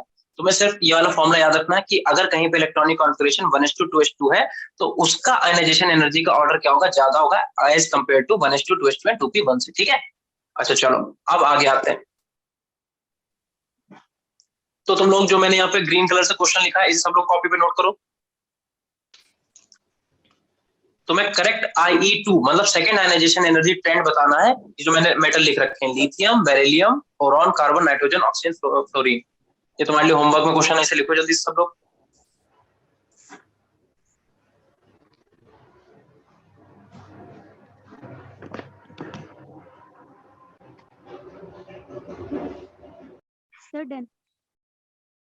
ठीक है, ठीक है, तो ये हम कल क्वेश्चन तुम लोगों से पूछेंगे, सब लोग करना, ठीक है, सेकंड आयनाइजेशन एनर्जी का ऑर्डर निकालना। चलो अब आते हैं अपने सेकंड टॉपिक पे। सेकंड टॉपिक है इलेक्ट्रोनेगेटिविटी। ठीक है, बताओ कितने बच्चों को पता है कि इलेक्ट्रोनेगेटिविटी एक्चुअल में होता क्या है? आज तक तुम लोगों ने क्या पढ़ा इलेक्ट्रोनेगेटिविटी के बारे में, बताओ।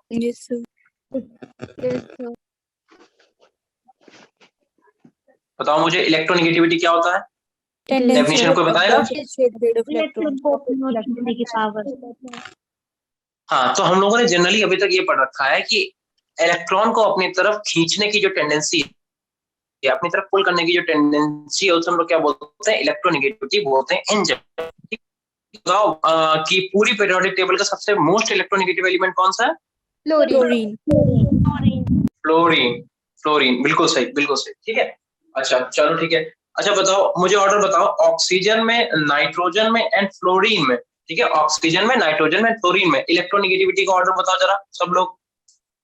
Fluorine, oxygen, nitrogen. सबसे ज्यादा इलेक्ट्रोनेगेटिविटी किसकी है? फ्लोरीन की। देन किसकी होगी?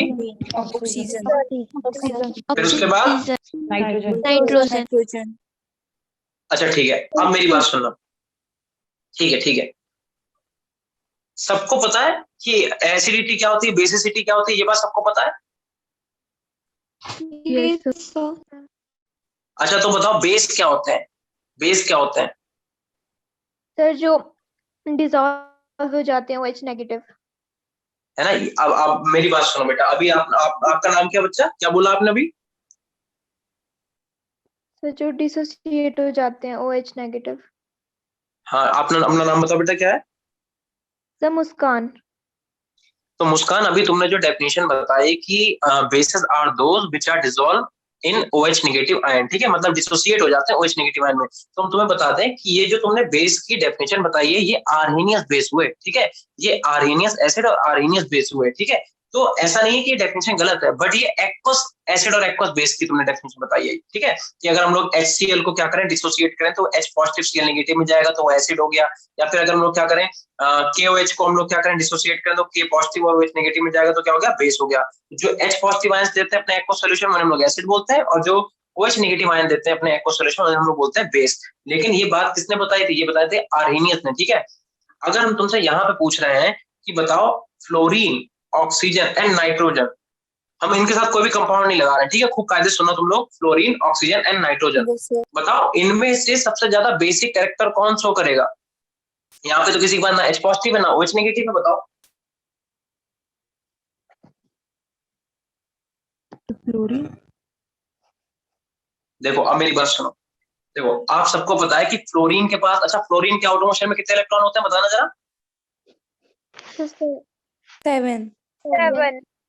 7। ऑक्सीजन क्या, हाँ ऑक्सीजन के आउटर मोशन में कितने होते हैं? 6। और नाइट्रोजन के आउटर मोशन में कितने इलेक्ट्रॉन होते हैं? 5। ठीक है। तो अब मेरी बात सुनो खूब ध्यान से, ठीक है। देखो तुम आज से एक डेफिनेशन और याद करो कि जो इलेक्ट्रॉन को इजीली डोनेट कर दें, या फिर जो इलेक्ट्रॉन को डोनर मतलब जो इलेक्ट्रॉन डोनर होते हैं, जो इलेक्ट्रॉन को डोनेट कर दें, उन्हें हम लोग एक्चुअल में बोलते हैं बेस, ठीक है। और जो इलेक्ट्रॉन को एक्सेप्ट कर ले, हाँ लुईस बेस, ठीक है, लुईस बेस एग्जैक्ट। और जो इलेक्ट्रॉन को एक्सेप्ट कर ले उन्हें हम लोग क्या बोलते हैं? Lewis acid. अब तुम बताओ फ्लोरीन, ऑक्सीजन और नाइट्रोजन तीनों के पास इलेक्ट्रॉन है कि नहीं है? बताओ सबके पास इलेक्ट्रॉन है। तो बताओ इनमें से कौन सा एलिमेंट सबसे आसानी, सबसे इजीली अपने इलेक्ट्रॉन को डोनेट करेगा फ्लोरीन, ऑक्सीजन एंड नाइट्रोजन में से? फ्लोरीन करेगा। फ्लोरीन कर देगा डोनेट अपने। Sir nitrogen. Sir nitrogen. Oxygen. Nitrogen. हाँ मेरी बात सुनो, फिर से मेरी बात सुनो। हमने बोला फ्लोरीन, ऑक्सीजन एंड सबके पास, देखो फ्लोरीन के पास कितने लोन पेयर थे? 3 लोन पेयर थे। ऑक्सीजन के पास कितने लोन पेयर थे? 3 लोन पेयर थे। और नाइट्रोजन के पास भी लोन पेयर हैं। तो हम तुमसे ये कह रहे हैं कि बताओ इन तीनों में से कौन सा एलिमेंट अपने लोन पेयर ऑफ इलेक्ट्रॉन को इजिली डोनेट कर देगा, ठीक है। तो देखो जिसकी इलेक्ट्रोनेगेटिविटी ज्यादा है वो इलेक्ट्रॉन अपने क्यों देगा? क्योंकि इलेक्ट्रोनेगेटिव एलिमेंट अभी तुमने क्या बताया क्या होते हैं? इलेक्ट्रोनेगेटिव एलिमेंट आर दोज जो इलेक्ट्रॉन को अपनी तरफ खींच के रखते हैं। तो फ्लोरीन तो मोस्ट इलेक्ट्रोनेगेटिव एटम है ना, तो वो अपने इलेक्ट्रॉन क्यों दे देगा? तो जो सबसे कम इलेक्ट्रोनेगेटिव एटम होगा वो क्या करेगा? अपने इलेक्ट्रॉन को इजीली डोनेट कर देगा। तो अगर आप फ्लोरीन, ऑक्सीजन और नाइट्रोजन में बात करो तो नाइट्रोजन क्या होगा? सबसे अच्छा बेस माना जाएगा, क्योंकि वो क्या करेगा? अपने इलेक्ट्रॉन्स को आसानी से डोनेट कर देगा, ठीक है। तो इसका मतलब तुम्हें पता है कि ओवरऑल तुम्हें मालूम है कि इलेक्ट्रोनेगेटिविटी क्या होता है। जो इलेक्ट्रॉन को अपनी तरफ खींच के रखते हैं वो क्या होते हैं? इलेक्ट्रॉन मतलब इलेक्ट्रोनेगेटिव होते हैं, ठीक है। और जो इलेक्ट्रॉन को अपने से दूर करेंगे वो क्या हो जाएंगे? बताओ। इलेक्ट्रोपॉजिटिव। ठीक है। अब जरा देखना, ठीक है। तो देखो आज के टाइम पे हम लोग जो इलेक्ट्रोनेगेटिविटी डिफरेंस हम लोग जो तुम्हारे जो सिलेबस में वो हम लोग ये जो तुम्हारे सामने फॉर्मूला लिखा है इससे तो हम लोग नहीं यूज करते हैं, ठीक है। हम लोग जनरली क्या करते हैं? हम लोग जनरली बस हमें पता होना चाहिए कि बताओ फ्लोरीन में ज्यादा इलेक्ट्रोनेगेटिव, हम लोग एसिडिटी निकालते हैं, बेसिसिटी निकालते हैं, कौन ज्यादा एसिडिक होगा कौन ज्यादा बेसिक होगा। बट एक्चुअल में जब स्टार्टिंग में अपने पास चीजें, इंस्ट्रूमेंट आए, चीजें आए, तो हम लोगों ने क्या करा? प्रॉपर इलेक्ट्रोनेगेटिविटी को हम लोगों ने कैलकुलेट किया, ठीक है। कभी कभी आजकल भी एक दो क्वेश्चन बहुत पेपर ऐसा टेढ़ा बनाते हैं तो आजकल भी एक दो क्वेश्चन डाल देते हैं, ठीक है।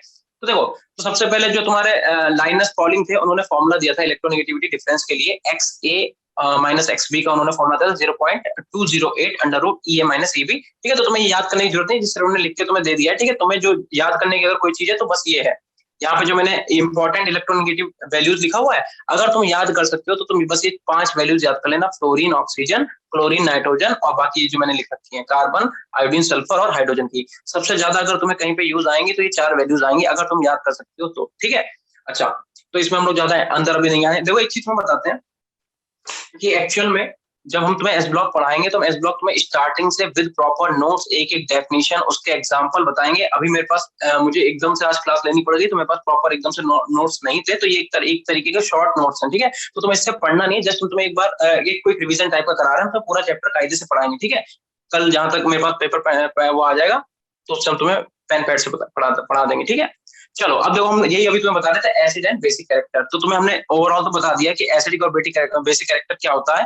अब तुम देखो यहाँ पे लिखा हुआ एसिड एंड बेसिक कैरेक्टर, इसमें सबसे पहले लिख रखा है ऑक्साइड की, ठीक है।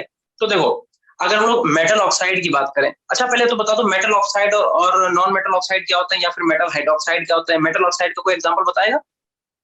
मेटल ऑक्साइड क्या होंगे?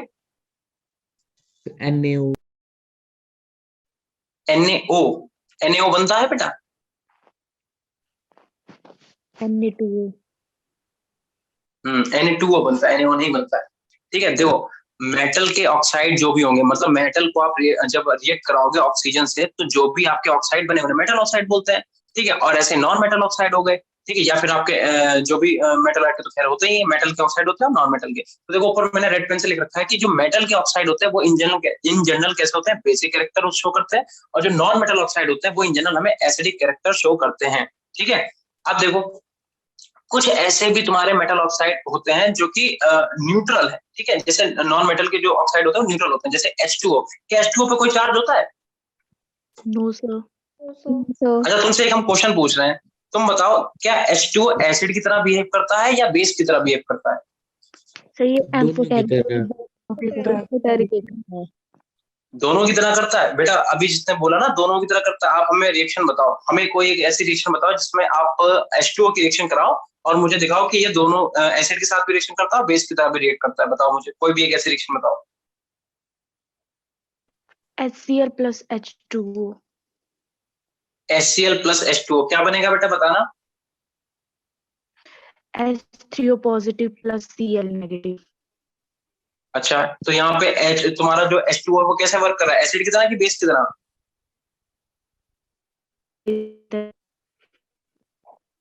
फिर से बोलो बेटा, आवाज नहीं है आपकी। H2 इसमें बेस की तरह एक्ट कर रहा है। किसमें, H2S में?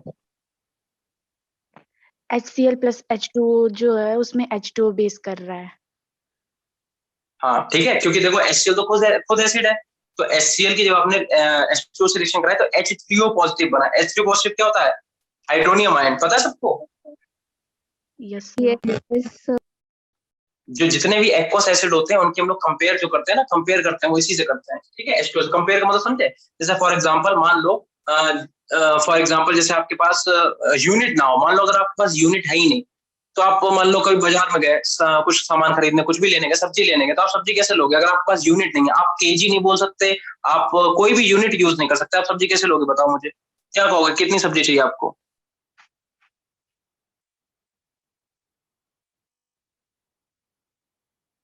अरे बोलो, शांत क्यों हो गए तुम लोग? मान लो आप मार्केट में गए सब्जी लेने और आपको यूनिट नहीं यूज करनी है, कोई भी यूनिट आपको यूज नहीं करनी है, ठीक है, और आपको सब्जी लेनी है, तो बिना यूनिट के आप सब्जी कैसे लोगे? उससे क्या बोलोगे, कितनी सब्जी चाहिए आपको, बताओ।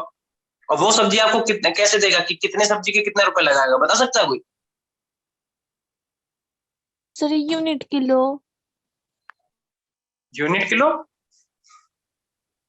देखो ऐसा है, जब हम लोगों के अब तो हम लोगों के पास इंस्ट्रूमेंट्स है, तो हम लोगों को पता है कि हाइड्रोजन का मास कितना है, कार्बन का मास कितना है। जब हम लोगों के पास सोचो, आज से बहुत समय पहले जब हमारे पास यूनिट कन्वर्जन नहीं रहा होगा, 1980 1970 के आसपास या फिर उससे भी पहले, तो लोग कैसे रहते होंगे? क्या तब लोग खाना नहीं खाते होंगे? खाना भी खाते होंगे, तब लोग सब्जी भी खरीदते होंगे। सोचो कैसे खरीदते होंगे? तो उन्होंने कुछ स्टैंडर्ड फिक्स किया होगा ना। उन्होंने क्या करा होगा, मान लो कोई एक ईंट पड़ी होगी, उस ईंट को उठा के रख लिया तराजू में, उन्होंने बोला कि इस ईंट के बराबर आप जितनी सब्जी लोगे उसके 10 रुपए, फॉर एग्जाम्पल। ठीक है, उन्होंने कहा कि आप एक ईंट के बराबर जितनी सब्जी हम इधर एक तराजू में उन्होंने ईंट रखी, एक तराजू में उन्होंने आपने आलू रख दिए। ठीक है, तो उन्होंने कहा कि अब ये जो ईंट और आलू जो बराबर आ जाएंगे तो उतनी सब्जी हम आपको दे देंगे। हम उन्होंने मतलब एक रेफरेंस सेट किया ना, कि ईंट एक रेफरेंस बना दिया। फिर ऐसे एक ईंट को जब आगे बढ़ते गए फिर जब हमारे पास क्या कहते हैं इंस्ट्रूमेंट्स आए, तो हम लोगों ने क्या करा, फिर वहां से हम लोगों ने उसे एग्जैक्ट उसमें 1 किलो में कितना मास होता है वो हम लोगों ने निकाला और उसमें हमने फिट कर दिया। वैसे ही हम लोगों को यहाँ पे एक रेफरेंस सेट करना होता है। तो हम तुम्हें बता रहे हैं कि जो H3O पॉजिटिव होता है, हाइड्रोनियम आयन, वो एक्चुअल में क्या होता है, जितने भी वाटर एक्वस आपके एसिड होते हैं उसे हम लोग इसी से कंपेयर करते हैं कि उसकी जो एक्वस आपके एसिड है, या तो उनकी स्ट्रेंथ जो है H3O पॉजिटिव से ज्यादा होगी, या तो H3O पॉजिटिव से उनकी स्ट्रेंथ कम होगी। ठीक है, चलो अब यहाँ से देखो, तो देखो हमने सबसे पहले क्या कर रखा है, मैंने आपके जो फर्स्ट ग्रुप के मेटल हैं, जैसे सोडियम, पोटेशियम, ठीक है, रुबिडियम, सीजियम और फ्रेंशियम। वैसे तो फ्रेंशियम नहीं लिखना चाहिए, ठीक है, क्योंकि ये आपका रेडियो एक्टिव एलिमेंट है, बट फिर भी चलो लिख लो। तो ये सब आपके Na2O, K2O, ठीक है, और Rb2O, CH2O और FR2O बनाते हैं। ठीक है, तो ये क्या है बताना जाए, ये ऑक्साइड है, मेटल ऑक्साइड है, या क्या है, सुपर ऑक्साइड है, या क्या है, बताओ जल्दी से। पर ऑक्साइड है, मेटल बताओ।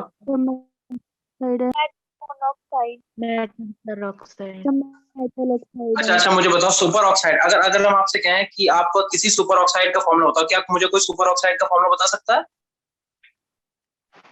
O2 negative. O2 नेगेटिव, बिल्कुल सही। और बेटा पेरोक्साइड का बताना। फिर O2 2 नेगेटिव। O2 2 negative. बिल्कुल सही, ठीक है। तो बस यही है, छोटी छोटी बातें जो आपको पता है। तो देखो मैंने क्या लग रखा है कि हमने अगर मेटल के ऑक्साइड लिखे, ठीक है, तो लिखा हुआ है मेटल का साइज इंक्रीज होगा टॉप टू बॉटम जाने पे, और मेटेलिक कैरेक्टर क्या होगा वो भी इंक्रीज होगा, और बेसिसिटी क्या है वो भी इंक्रीज हो जाएगी। इसका मतलब ये हुआ कि अगर टॉप टू बॉटम अगर आप आओगे किसी भी ग्रुप में, ठीक है, हमने कौन सा ग्रुप लिया, पहला ग्रुप, यानी कि Na2O, हलीना की रूबी से फ्रेंडशिप वाला ग्रुप लिया। तो अगर हम हलीना की रूबी से फ्रेंडशिप यानी कि फर्स्ट ग्रुप के ऑक्साइड देखते हैं, तो अगर हम टॉप टू बॉटम आएंगे तो वहां पे क्या होगा, बेसिसिटी जो है वो इंक्रीज हो जाएगी। दैट मीन अगर मैं आपसे पूछूं कि Na2O एंड K2O जो है उसमें ज्यादा बेसिक नेचर कौन शो करेगा, तो बताओ कौन शो करेगा, Na2O और K2O में ज्यादा बेसिक नेचर कौन शो करेगा?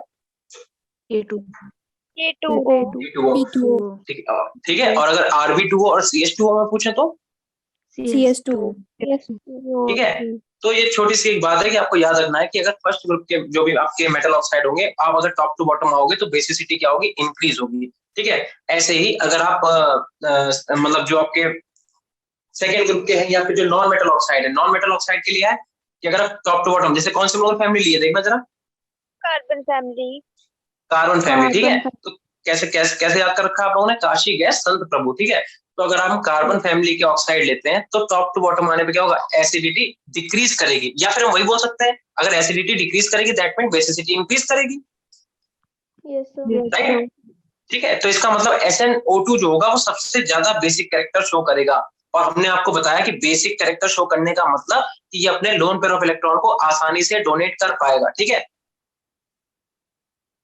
अब देखो इसके नीचे फिर से देखो, अगर आपको एसिडिक स्ट्रेंथ चेक करनी हो तो सबसे अच्छा जो तरीका है वो है ऑक्सीडेशन स्टेट। कितने बच्चों को ऑक्सीडेशन स्टेट निकालना आता है? यस सर ठीक है, तो ठीक है ठीक है ठीक है, तो बताओ H2H2O7 H2H2O7 ओलम, इसका फॉर्मूला सुना आप लोगों ने? सर किसका? लिखो H2 S sulphur H2O7 H2H2O7, इसमें आप बताओ सल्फर की ऑक्सीडेशन स्टेट कितनी है? Yes sir. सब लोग बताओ।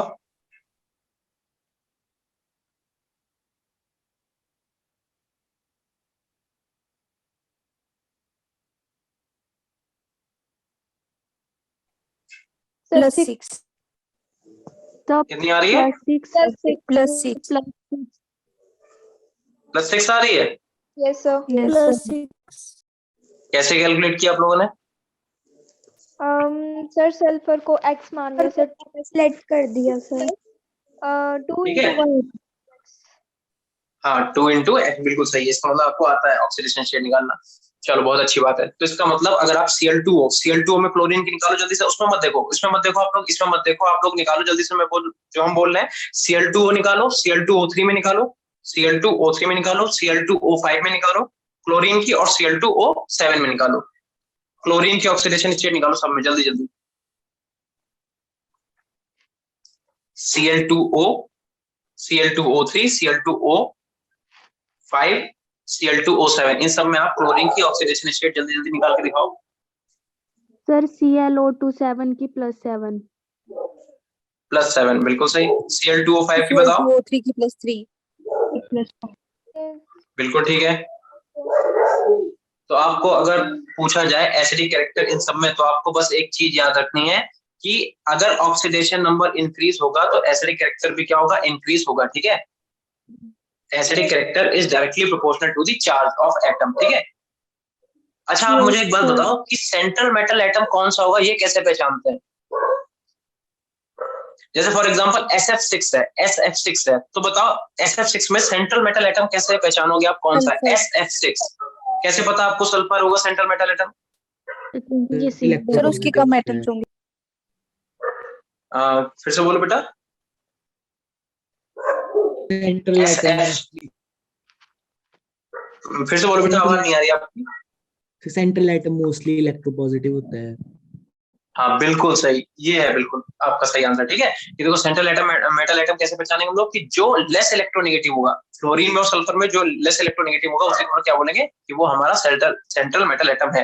अच्छा बताओ XgO4 में बताओ, XgO4 में कौन सा हो जाएगा? Xg हो जाएगा। XgOF2 में बताओ कौन सा हो जाएगा? XgOF2 में बताओ सेंट्रल मेटल एटम कौन सा होगा? ऑक्सीजन। ऑक्सीजन ऑक्सीजन फिर से सुनो मेरा क्वेश्चन, एक्सी लिखो, जीनॉन लिखो, फिर O लिखो, फिर F2 लिखो, XeO F2। इसमें बताओ सेंट्रल मेटल एटम कौन सा होगा? Xe. जीनॉन जो होगा वो सेंट्रल मेटल एटम होगा। ठीक है, चलो खैर हम लोग ये नहीं पढ़ रहे थे, हम लोग जो पढ़ रहे थे वो देखते हैं। तो देखो एसिडिक स्ट्रेंथ का, देखो यहाँ पे सेंट्रल एटम का क्या लिखा हुआ है, ऑक्सीडेशन स्टेट अगर इंक्रीज, जहाँ पे मैंने सर्कल किया वहां पे देखो सब लोग, अगर हमने लिखा हुआ है ऑक्सीडेशन स्टेट अगर इंक्रीज करेगी तो एसिडिटी भी क्या होगी, इंक्रीज होगी। ठीक है, तो आप एक ट्रिक है, इसे आप याद करो कि अगर आपके सेंट्रल मेटल एटम की ऑक्सीडेशन स्टेट इंक्रीज करेगी तो उसकी एसिडिटी भी इंक्रीज करेगी। ठीक है, चलो आगे देखो।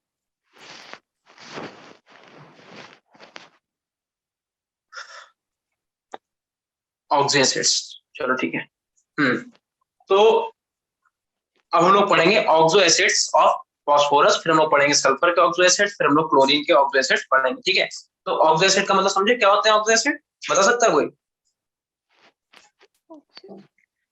देखो जहां पे हम बताते हैं, आप लोग देखो, जहां पर भी P double bond O, at least अगर 1 P डबल बॉन्ड O और 1 POH बॉन्ड होगा तो हम लोग बोलते हैं कि ये ऑक्सो एसिड होंगे। ठीक है, P डबल बॉन्ड O और POH अगर एक, एटलीस्ट अगर एक PO डबल बॉन्ड O और POH अगर एक डबल बॉन्ड मतलब प्रेजेंट है तो हम बोल देंगे कि यहाँ पे हम लोग ये क्या कर रहे हैं, ऑक्सो एसिड्स हैं। ठीक है, तो देखो अब फास्फोरस के जो है 3 ऑक्सो एसिड होते हैं जनरली, एक आपके सामने लिखा हुआ है, कौन सा पढ़ो, H3PO2, दूसरा कौन सा लिखा हुआ है, H3PO3, और चौथा कौन सा लिखा हुआ, तीसरा कौन सा लिखा हुआ है, H3PO4। ठीक है, तो अगर हम आपसे अभी तो आपको जैसे स्ट्रक्चर दिख रही है, चलो हम स्ट्रक्चर अगर छुपा दें, तो अब मुझे बताओ, अगर आप हम आपसे बोले कि आप बताओ H3PO4 का स्ट्रक्चर बनाओ, तो इसकी एक ट्रिक है। ठीक है, H3PO4 का अगर आपसे मैं स्ट्रक्चर बनाने को बोल रहा हूँ तो उसकी ट्रिक क्या है कि आपको क्या करना है कि सबसे सेंट्रल मेटल एटम पहले पहचान लो कौन सा है, बताओ सेंट्रल मेटल एटम कौन सा होगा H3PO4 में?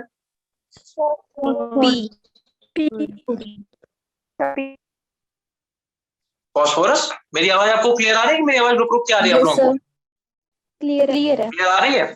ठीक है, तो देखो अगर आपसे मैं बोल रहा हूँ कि H3PO4 में आप मुझे सेंट्रल एटम बताओ, तो सेंट्रल मेटल एटम कौन सा होगा, फास्फोरस होगा। ठीक है, अब आपको अगर जब भी ऑक्सो एसिड किसी का बनाना है तो सबसे पहले आपको क्या करना पड़ेगा, देखो सेंट्रल मेटल एटम को आप लिख लो, कॉपी भी लिखते जाओ जैसे हम बता रहे हैं। देखो अब अभी मैंने कंडीशन क्या बताई, ऑक्सो एसिड होने के लिए क्या क्या होना जरूरी है, एक तो P डबल बॉन्ड O होना जरूरी है, P डबल बॉन्ड O एक होना जरूरी है। ठीक है, और एक आपके पास POH बॉन्ड होना जरूरी है। ठीक है, तो आपका 2 बॉन्ड होने चाहिए, एक P डबल बॉन्ड O और एक POH बॉन्ड। ठीक है, तो सबसे पहले क्या करो, आप P डबल बॉन्ड O बना दो, P से एक P डबल बॉन्ड O बना दो और एक POH बॉन्ड बना दो, फिर क्या बचेगा आपके पास, जितने हाइड्रोजन बचे नोट कर दो, PH, तो आपके पास जो स्ट्रक्चर बनेगी वो H3PO4 की बन जाएगी। ठीक है, जितने भी आपके बचे OH है, मतलब एक होना जरूरी है, मतलब ऐसा नहीं एक ही हो सकता है, 2 नहीं हो सकते, हम बोले एटलीस्ट इतना तो होना ही चाहिए। सबसे पहले क्या होना चाहिए, एक तो P डबल बॉन्ड O होना चाहिए और आपके पास एक POH बॉन्ड होना चाहिए। अब जो भी चीजें बची लिख दो, तो देखो H3PO4 में क्या क्या लिखा हमने, एक तो P डबल बॉन्ड O लिख दिया यानी कि P चला गया, एक O चला गया, और एक OH लिख दिया यानी कि एक O चला गया, एक H चला गया। अब अभी O कितने बचे, कितने O यूज करें आपने, 2, यानी कि अभी एक O और एक H इधर बचा हुआ, एक O और एक H यहाँ पे बचा हुआ है। तो अगर आप स्ट्रक्चर देखो तो बन के आ जाएगी P double bond O, OH, OH, OH। ठीक है, अब एक चीज और देखो, जरा आप लोग स्ट्रक्चर देखो H3PO4 की, H3PO4 में आपको कितने OH ग्रुप दिख रहे हैं,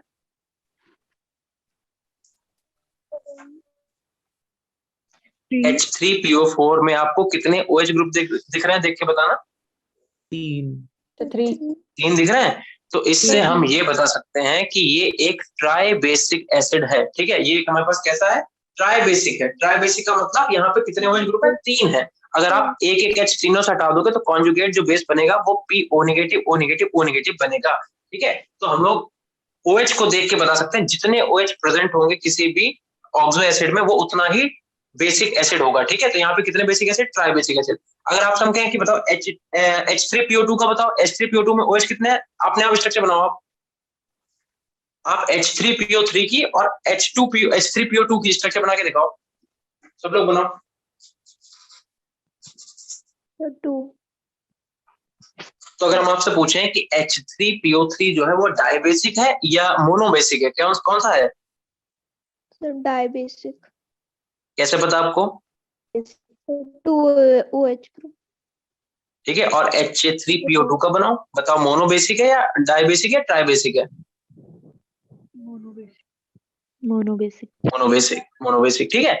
तो देखो, अब देखो हम आपको एक सच्चाई बताते हैं। देखो सच बात ये है कि हमें ये पता चल गया कि आप लोगों को अपने आज जो भी चीज पढ़ाई आपको एग्जैक्ट समझ में नहीं आई होगी। उसका रीजन ये है कि मेरे पास आज ना मुझे एकदम से बताया गया कि मेरी क्लास है। एकदम से नहीं बताया गया, मुझे बता तो 3 बजे दिया गया था, लेकिन मेरे खुद का भी यहाँ पे कहीं क्लास चल रही थी, इस वजह से मैं टाइम नहीं दे पाया। तो आज के लिए सॉरी अगर आप लोगों को समझ में नहीं आया, ठीक है। क्योंकि मुझे ऐसा लगता है मैंने एकदम से चैप्टर चालू करते एकदम से क्वेश्चन आपके सामने डाल दिए हैं, ठीक है। मुझे पहले इसका इंट्रोडक्शन देना चाहिए था, बट मेरे पास क्योंकि पीपीटी नहीं थी तो हमने एकदम से, फिर मेरी मजबूरी थी, मुझे स्टार्ट करना पड़ा, ठीक है। तो हम आपसे बस आज का टाइम लेते हैं। कल से हम जो क्लास लेंगे वो बिल्कुल जीरो से स्टार्ट करेंगे, ठीक है। एस ब्लॉक जहां से एक्चुअल में स्टार्ट होता है वहां से करेंगे, बिल्कुल धीमे धीमे एक एक चीज करके पढ़ेंगे, ठीक है। फिर एकदम से जीरो से लेके हायर लेवल तक जाएंगे। जीरो से लेके जहां से आपके बिल्कुल आपको एकदम उसका बेसिक चाहे आता हो चाहे ना आता हो, मैं पढ़ाऊंगा। अगर आपको आता है फिर भी हम पढ़ाएंगे, आपको नहीं आता फिर भी हम पढ़ाएंगे, ठीक है। क्योंकि हो सकता है कुछ बच्चे ऐसे हैं जिन्हें ना समझ में आया बट वो बोल नहीं रहे, ठीक है। और ये सबसे गलत चीज है। अगर आपको समझ में नहीं आया तो आप बोलो कि मुझे नहीं है, मुझे कोई इशू नहीं है, ठीक है। हम आपकी पहली क्लास ले रहे हैं, तो अगर आपको समझ में नहीं आया बेझिझक बोल सकते हो कि सर मुझे आज की क्लास समझ में नहीं आई, ठीक है। तो हम आपको कल और एफर्ट डाल के पढ़ाएंगे। और अगर आप बोलोगे ही नहीं कि हाँ मुझे आ गया, तो हमें लगेगा हाँ आप लोगों को तो आएगा, चलो यही पढ़ा देते हैं। तो हमें बस आप आज का टाइम दो। कल से हम आपके साथ जो क्लास हमारी रहेगी उसमें हम लोग पेन टैब का यूज करके प्रॉपर हम आपको एक एक चीज लिख के दिखाएंगे, प्रॉपर नोट्स आपको दिए जाएंगे, ठीक है। जैसे आपकी क्लास चलती है वैसे ही चलेगी। तो आप ऐसा समझ के चलो कि आज हमारी एक इंट्रोडक्शन क्लास थी, ठीक है। Yes, sir. Yes, sir. तो आप लोग अगर थोड़ी बहुत अगर पढ़ पाना तो एस ब्लॉक थोड़ा बुक वगैरह से पढ़ने का ट्राई करना, नहीं तो आपको जो मैम राधिका मैम पढ़ा रही हो, जो भी आपको अभी तक पढ़ाएगा आप उसका रिवीजन करो। इस चैप्टर का आगे से आगे आपको जाने की जरूरत नहीं है, ठीक है। जितना आपको पढ़ाया गया आप उनको उस चैप्टर का रिवीजन करो, उसके आप क्वेश्चन लगाओ, ठीक है। इस चैप्टर को मेरे ऊपर आप छोड़ दो, हम आपको कल से स्टार्ट करेंगे और जीरो से लेके और हाई लेवल तक जितने भी आपके क्वेश्चन जहां जहां आते हैं, नीट में, IIT में, आपके एकेडमिक में, हम लोग एक एक क्वेश्चन सॉल्व करेंगे। हम आपके पूरे नोट्स भी आपको हम देंगे विद क्वेश्चन आपको हम जो यहाँ पे करवाएंगे भी, ठीक है। और आपको साथ में होमवर्क के लिए भी देंगे खूब सारे। तो बस आज के लिए हम लोग यहीं इतनी रखेंगे से, ठीक है। बाकी हम आपसे कल मिलेंगे। Thank you, sir.